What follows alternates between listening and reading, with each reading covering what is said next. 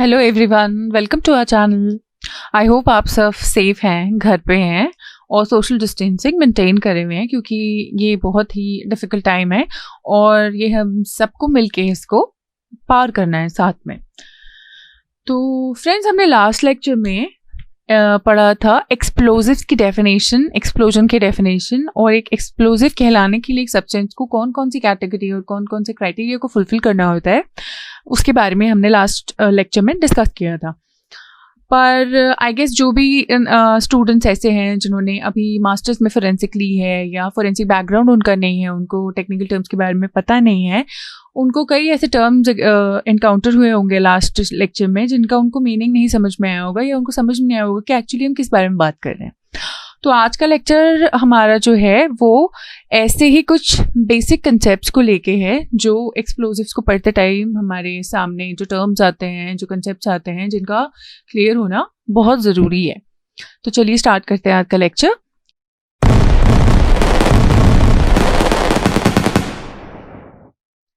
तो जो next topic हम पढ़ेंगे, जो main high class destructive explosive का फिनोमेना होता है, वो है डेटोनेशन। तो डेटोनेशन किसको बोलते हैं?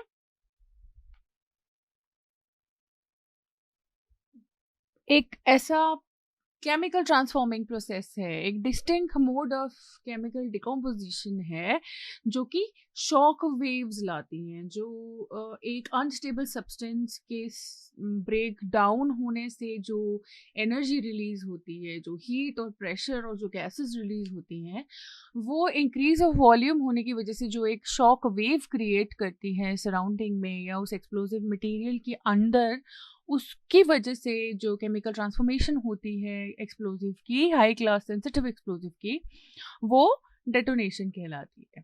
ये डेटोनेशन जो स्टार्ट होता है, ये एक इम्पल्स से स्टार्ट होता है। ये इम्पल्स एज यूजुअल या तो हीट हो सकता है, या इम्पैक्ट हो सकता है, या फ्रिक्शन हो सकता है, या कोई भी बेसिक इम्पल्स जो है वो हो सकता है।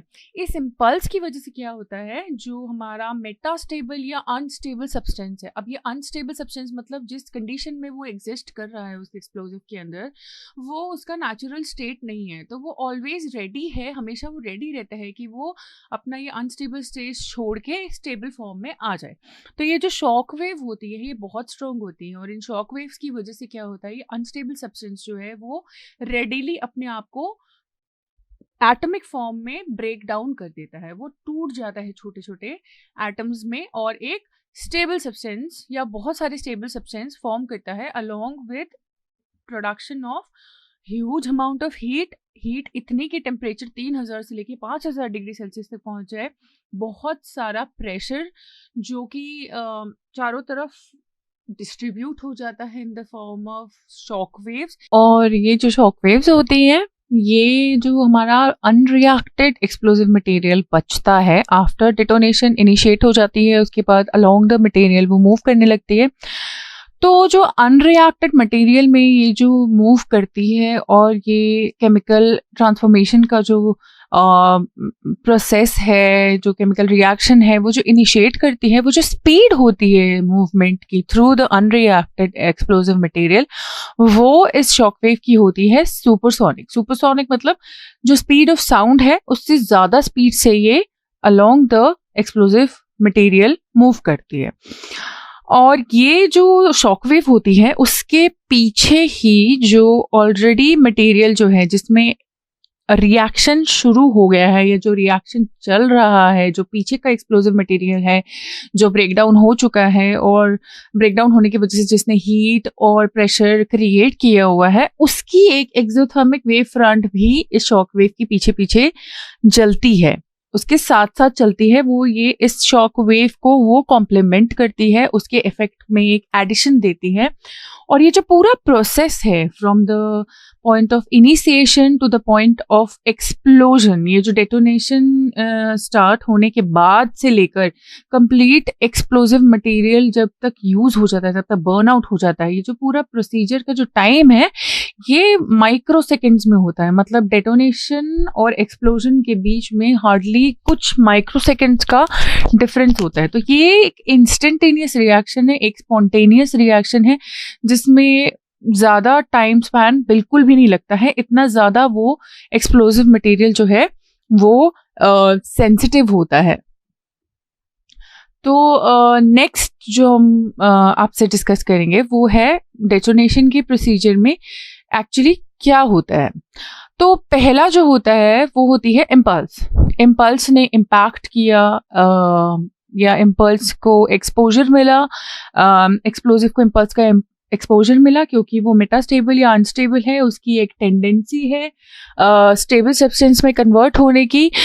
ये जो टेंडेंसी है इस वजह से ये इम्पैक्ट के बाद जो है ये एटॉमिक फॉर्म में ब्रेक डाउन हो जाते हैं और ये एटम्स जो है अल्टीमेटली स्टेबल कंपाउंड्स या सब्सटेंसेस में रिकम्बाइन करते हैं along with the liberation of a lot of heat और साथ में प्रेशर, जो कि एक शॉकवेव फॉर्म करता है। और ये शॉकवेव डेटोनेशन के डायरेक्शन की तरफ मूव करती है। जिस डायरेक्शन में डेटोनेशन हुआ है उसी डायरेक्शन में ये शॉकवेव जो है ये मूव करना स्टार्ट कर देती है at the speed of more than the speed of sound. जो साउंड की स्पीड है उससे ज्यादा स्पीड से ये डेटोनेशन की डायरेक्शन में मूव करती है। और मूव करते हुए ये क्या करती है, ये जो मटेरियल है, ये जो एक्सप्लोसिव मटेरियल है, ये उसको उसकी इलास्टिक लिमिट से ज़्यादा स्ट्रेस कर देती है। हर एक सब्सटेंस का एक इलास्टिक मटेरियल, एक या इलास्टिक लिमिट होती है जिसके बियॉन्ड अगर आप उसको खींचे या उस पर स्ट्रेस दें, मैकेनिकल स्ट्रेस दें या कोई केमिकल स्ट्रेस दें, तो वो टूट जाती है, अपने ओरिजिनल फॉर्म में वो वापस नहीं आ पाती। जैसे कि एक रबर बैंड ले लीजिए, उसको आप खींचेंगे एक पर्टिकुलर टाइम तक वो वापस आ जाएगा, लेकिन एक पॉइंट आता है जब वो रबर बैंड टूट जाता है, मतलब उसकी इलास्टिक लिमिट के बियॉन्ड आपने उसको खींच दिया है, उसको स्ट्रेस दे दिया है, उसके बाद वो अपने ओरिजिनल फॉर्म में रिटर्न नहीं आ सकता। सेम चीज यहाँ पे अनस्टेबल एक्सप्लोजिव्स के साथ भी होती है। तो इसमें क्या होता है, वो एक बार जब इस शॉकवेव की वजह से अपने इलास्टिक स्ट्रेच के बियॉन्ड स्ट्रेच हो गया तो वो वापस से उसी ओरिजिनल फॉर्म में नहीं आ सकता। इसकी वजह से क्या होता है, बहुत ज़्यादा जो एनर्जी होती है वो रिलीज होती है in the form of heat energy, जो कि बहुत हाई टेम्परेचर प्रोड्यूस करती है। टेम्परेचर जैसे कि मैं आपको पहले भी बताया था 3000 से लेके 5000 डिग्री सेल्सियस का टेम्परेचर बन जाता है। और इस वजह से जो है एक एक्सोथर्मिक वेव फ्रंट बनता है जिसमें रिएक्टेड एक्सप्लोसिव मटेरियल और उसकी रिजल्टेंट हीट और एक्सप्लोसिव पार्टिकल्स जो हैं वो मूव करते हैं इस शॉकवेव के पीछे पीछे। तो ये जो शॉकवेव के पीछे जो एक्सोथर्मिक वेव फ्रंट मूव करता है वो उस शॉकवेव को उसका इम्पैक्ट बढ़ाने के लिए एनर्जी और प्रोवाइड करता है। तो एक शॉकवेव तो एक मूव कर रही है, उस शॉकवेव को उसकी एफिशिएंसी को मेंटेन करने के लिए उसको एक कंटिन्यूस सोर्स ऑफ एनर्जी चाहिए। वो प्रेशर मेंटेन करने के लिए पीछे से जो केमिकल रिएक्शंस हो रहे हैं और कंटिन्यूस रिएक्शन की वजह से जो प्रेशर जनरेट हो रहा है, ये जो एनर्जी रिलीज हो रही है, वो इस शॉकवेव को मेंटेन करने के काम आती है।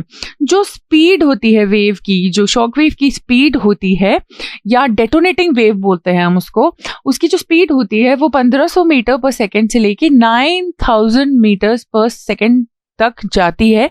और ये डिपेंड करता है कि उस एक्सप्लोसिव मटेरियल का क्या नेचर है। नेक्स्ट जो होता है वो होता है कि ये जो रिएक्शन होता है ये इंस्टेंटेनियस होता है, स्पॉन्टेनियस होता है। इसमें ऑक्सीजन, जो एनवायरमेंटल ऑक्सीजन है, जो हवा में ऑक्सीजन है, उसकी कोई ज़रूरत नहीं पड़ती है, क्योंकि जो एक्सप्लोसिव मटेरियल के कॉम्पोजिशन होती है उसका जो ऐसा नेचर होता है कि जब वो ऑक्सीडेशन रिएक्शन एग्जिबिट करता है या जब वो अनस्टेबल से स्टेबल फॉर्म में आता है तो जो मॉलिक्यूल्स या जो एटम्स रिलीज होते हैं उसमें ऑक्सीजन भी रिलीज होती है, और ये जो रिलीज्ड ऑक्सीजन है यही ऑक्सीजन उस एक्सप्लोजिव के फर्दर बर्निंग में काम आती है।